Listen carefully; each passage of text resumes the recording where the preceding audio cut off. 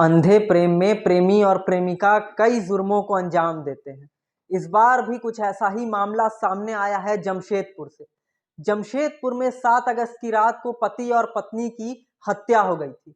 उसके बाद वहां पर सुसाइड नोट बरामद हुई और पुलिस जांच में जुटी। जांच करने के बाद जो खुलासा हुआ है वो बेहद हैरत अंगेज है।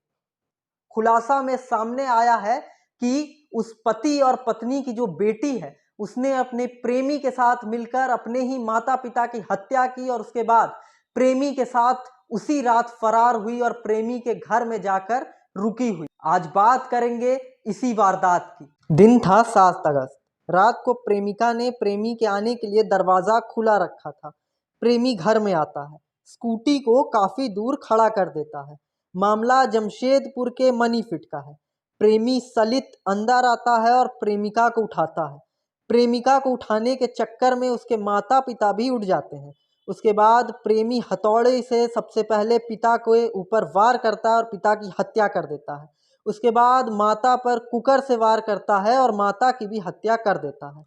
सबसे हैरत अंगेज जो बात है, जो विश्वास के भी लायक नहीं है, वो ये है कि प्रेमिका के आगे ही प्रेमी उसके माता और पिता दोनों की हत्या करता है और प्रेमिका उसके बाद प्रेमी के साथ ही अपने माता और पिता को उसी हालत में छोड़कर निकल जाती है।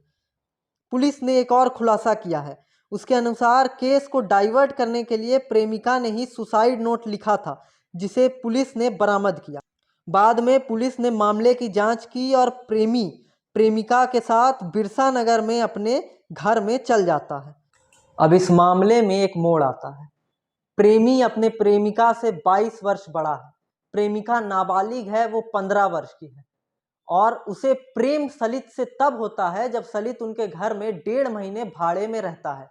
लेकिन माता को उस समय शक हो जाता है कि सलित और उनकी बेटी के बीच में कुछ चक्कर है और उसके बाद वो सलित को घर से निकाल देती है, यानी घर खाली करवा देती है।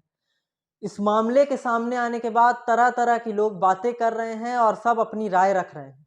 लेकिन इस मामले के बाद यही पता चलता है कि बेटी इस मामले में संलिप्त थी और दोनों को गिरफ्तार कर लिया गया है और अब जुर्म के लिए उन्हें जेल में रख दिया गया है। आप भी अपनी राय कमेंट में रखिएगा और तब तक के लिए देखते रहें हालचाल।